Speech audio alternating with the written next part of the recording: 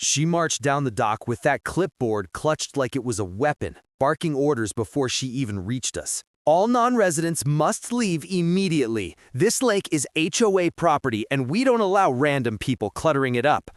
My friends froze mid-cast, their fishing lines dangling over the water. One of them whispered, who is that? I didn't answer right away. Karen's voice carried like a siren, each word dripping with authority she didn't actually have. She pointed at my cousin's kids, who were laughing by the shore.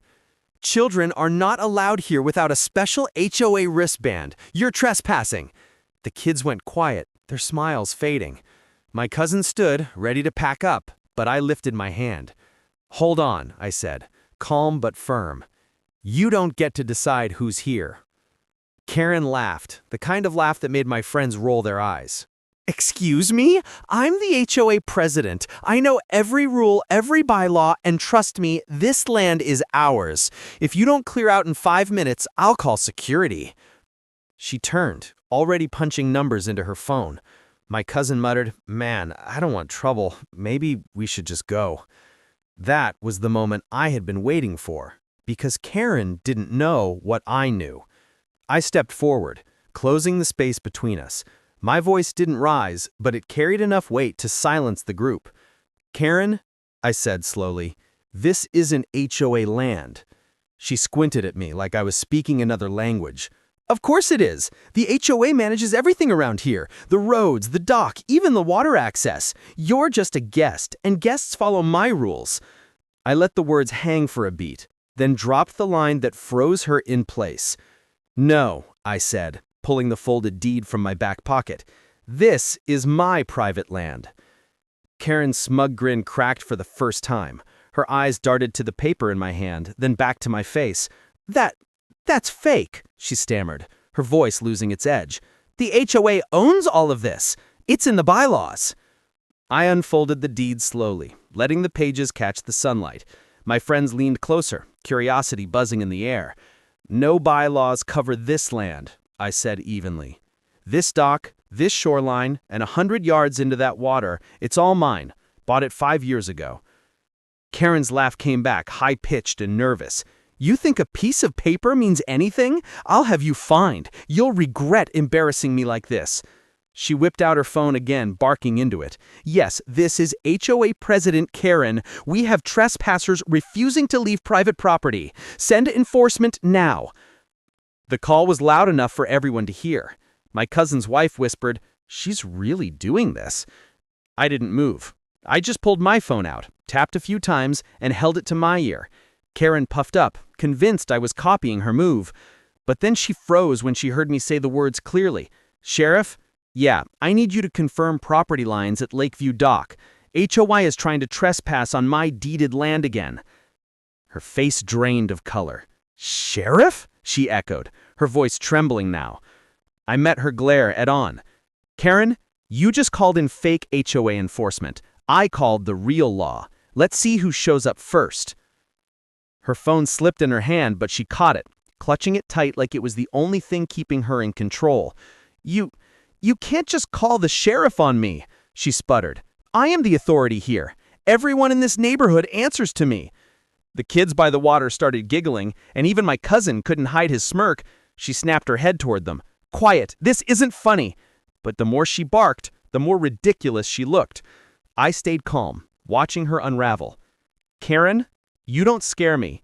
You've been throwing fake notices on doors, bullying families, acting like you own the place. But today, you picked the wrong dock. Her lips tightened, but before she could spit out another threat, a white SUV rolled up the gravel road. The gold star on the door gleamed in the sun. Karen's eyes went wide. Oh no, she whispered. The sheriff stepped out, sunglasses on, posture firm. He scanned the scene, then headed straight towards us.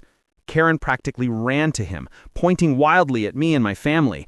Sheriff, arrest him. He's trespassing on HOA land and he's threatening me and my neighbors. The sheriff didn't even look at me yet. He just raised an eyebrow at her, then turned his gaze to the folded papers in my hand. Is that what I think it is? I nodded, holding out the deed. Yes, sir. Private ownership of this dock, shoreline, and extended water rights, all recorded with the county. He unfolded it carefully, his eyes scanning every line. After a long pause, he looked straight at Karen. "Ma'am, you're the one trespassing here." The crowd around us, by family, the fishermen, and even a few neighbors who had wandered over, broke into gasps and muffled laughter. Karen's mouth opened, then closed, like she couldn't form words. Karen stumbled back like the sheriff had just slapped her with those words. Trespassing? On my lake? She sputtered, her finger jabbing at the water. No, you've got it wrong. I run the HOA. I control these rules. The sheriff folded the deed under his arm, unbothered by her flailing. Karen, HOA rules don't override county property lines. This dock is on Miller land, and that means his guests are here legally. You, however, he let the words hang heavy, are on thin ice. My cousin finally let out a laugh, shaking his head. Told you she didn't know what she was talking about. The kids clapped like it was part of the show. Phones were out now, recording every second. Karen's face twisted red. You don't understand. If you let him get away with this, the whole neighborhood will fall apart. He has outsiders here. He'll throw parties, break rules, destroy the community. I took a step closer, calm but sharp. You mean my family? My friends? The people you've been harassing for months with fake fines and threats? They're welcome here because this is my land. You have no power here, Karen. Her eyes darted around, desperate for backup, but nobody came to her defense. Neighbors whispered, shook their heads, even smirked. She was alone. The sheriff finally leaned closer to her. Ma'am, if you continue to harass residents on land you don't control, I'll have no choice but to cite you for trespassing and harassment. Do you understand? Her jaw tightened, her pride fighting her fear. For a second, I thought she might explode again, but instead, she hissed through her teeth, "This isn't over," and turned to storm off the dock. The sheriff looked at me, shaking his head. You'd be surprised how many folks think HOA rules give them more power than the law. I smirked, slipping the deed back into my pocket. Not surprised at all, sir. Not anymore. Karen stomped up the dock, but halfway to the gravel path, she spun back around, her voice cutting through the air. Fine, maybe the sheriff won't do anything, but the HOA board will. We'll fine you so much you'll beg us to take this land back. The sheriff raised an eyebrow. Ma'am, I'd be careful. Issuing fake fines for property you don't control, that's fraud. The word hit her like a slap. She froze, her eyes darting from the sheriff to me, realizing she had just been caught threatening something bigger than trespassing.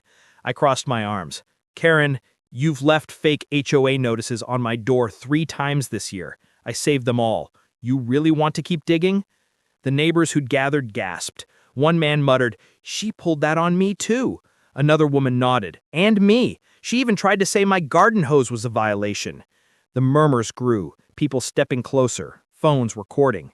Karen's confident mask cracked completely now. You're all lying. I never... But she was drowned out by the sound of the sheriff pulling a small body cam from his vest. He tapped it, the tiny red light blinking. Ma'am, I'm logging this incident.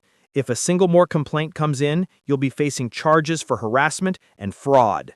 And if any of these residents bring me those fake notices, he let the silence do the work. It won't end with a warning. The dock went quiet, except for the water lapping at the shore.